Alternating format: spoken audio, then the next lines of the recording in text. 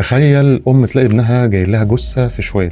دي قصه حقيقيه حصلت في محافظه الدقهليه. ام كانت بتدور على ابنها 16 سنه اختفى فجاه. اخر مره شافته كان رايح الدرس بتاعه عادي عند مدرس الفيزياء، ولما اتاخر حاولت تكلمه على الموبايل. رد عليها صوت واحد غريب قال لها كلمه واحده بس، وبعدها قفل الخط. قال لها لو عايزه تشوفي ابنك تاني ادفعي 100,000 جنيه. تاني يوم بيجي بلاغ من مزرعة في نفس المكان انهم لقوا شوال فيه نص جسد بشري مرمي في المصرف، واستدعوا اهل الولد ده، وللاسف كان هو الولد اللي اتقتل. الشرطة بدأت تحقق وتفرغ كاميرات المراقبة في المنطقة. اكتشفوا ان الطالب ده بعد انتهاء الدرس بتاعه خرج مع المدرس، وبالفعل قبضوا على المدرس واعترف ان هو اللي خطف الطالب، وكان بيصور فيديو عشان يهدد والد الطالب وياخد منه فلوس مقابل انه يرجع له ابنه تاني. وكان مشهد الفيديو عبارة عن ان المدرس حاطط السكينة على رقبة الولد وبيصوروا فيديو، لكن اثناء التصوير حصلت كارثة، هي ان الطالب اتحرك فجأة والسكينة قطعت شريان في رقبته ومات في الحال. استعان المدرس بنجار عشان يقطع جثة الولد. كان بيحاول يخفي الجريمة علشان يهرب من العدالة،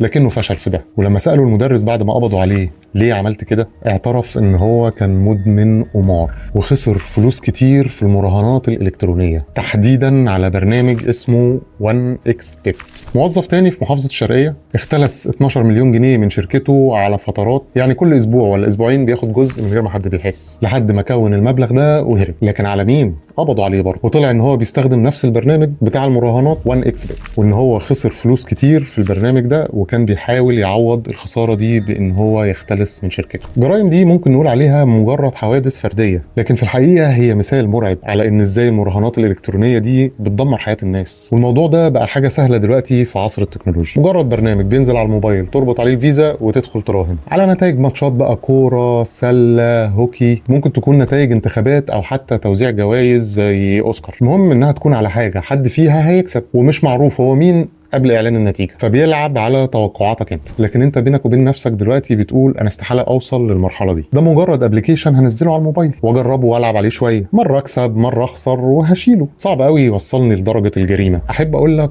هي لعبه بسيطه على موبايلك، بس فجاه هتلاقي نفسك مش قادر تبطلها. القمار الالكتروني ده مش مجرد لعبه، ده بيبرمج دماغك حرفيا، واللي عاملين البرامج دي عارفين كويس قوي يخلوك تدمنها ازاي. في الاول هتكسب ولو حتى مبلغ صغير، دماغك بتفرز دوبامين، تكسب تاني دماغك تطلع دوبامين اكتر اللي هو هرمون السعاده، وده الهرمون اللي الانسان دايما بيوصل له في النشوه في كل شيء، زي النجاح، فرح، ثقه بالنفس، الانجاز، حتى في الحب. هو من الاخر اللي الانسان يعمل اي حاجه في الدنيا علشان يوصل له، الهرمون اللي الانسان عايش علشانه. لكن لما بتخسر الدوبامين يقل، فبتبقى عايز تلعب عشان تكسب تاني علشان الدوبامين يعلى تاني. زي حلاوه البدايات كده يا صديقي، لما بتستحمل اي شيء عشان تفضل موجود مع اللي بتحبه، وده اول فخ. لما بتخسر مش بس بتفقد دوبامين، لكن كمان جسمك بيفرز كورتيزول، هرمون التوتر، تحس بقلق، عصبيه، وتبدا تفكر بطريقه يائسه ازاي تعوض خسارتك حتى لو بتصرفات متهوره. المهم الكورتيزول يقل. اللعبه كمان بتشتغل على عنصر المفاجاه، قاعد مترقب نتيجه ماتش معين اكنك بتلعب معاهم في الملعب، وده اللي بيزود افراز الادرينالين في جسمك، تحس بشغف، اثاره، مستني نتيجه الماتش. لخبطه الهرمونات دي بتكون تدريجي وبتخليك تخاطر باي حاجه علشان تفضل عايش في اللخبطه دي، ومع الوقت دماغك بتتغير حرفيا. الفص الجبهي في دماغك المسؤول عن القرارات العقلانيه بيتاثر، بتخسر القدره على التفكير بهدوء، وتبدا تاخد قرارات متهوره، زي انك ممكن تغامر بفلوس ممكن تكون محتاجها، تبيع حاجات من عندك، ممكن تستلف من الناس، ان شاء الله تبيع كليتك، لحد ما توصل انك ممكن ترتكب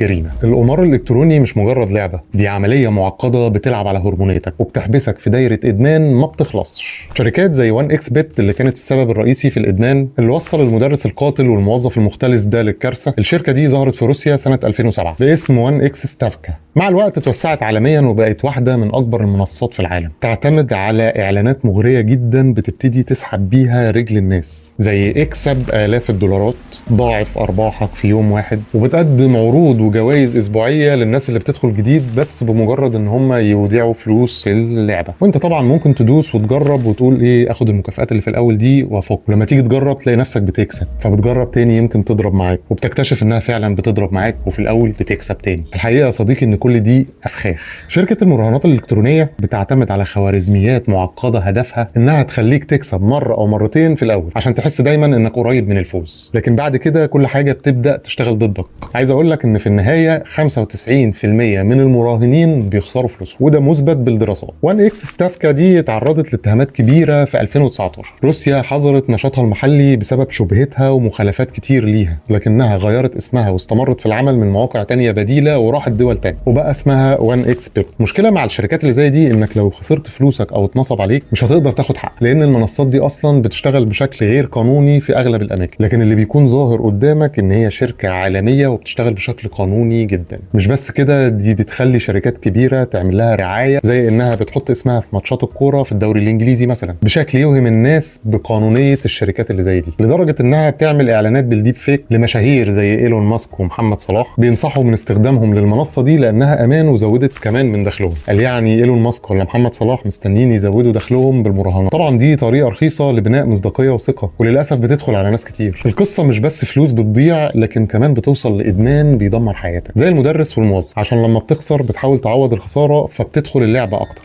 وتلاقي نفسك في دايره مفرغه ما بتخلصش. الحظ ممكن يكون وسيله سهله للربح السريع، بس صدقني النجاح بمجهودك وبمراحله الطبيعيه امتع والذ بكتير. تخيل انك لما تتعب وتلاقي نتيجه تعبك بالتدريج توصلك لمستوى مادي كنت بتحلم بيه كتير علشان تحققه، افضل واحسن بكتير من انك فجاه تبقى غني. صدقني حياتك هتتدمر، بلاش اوهام.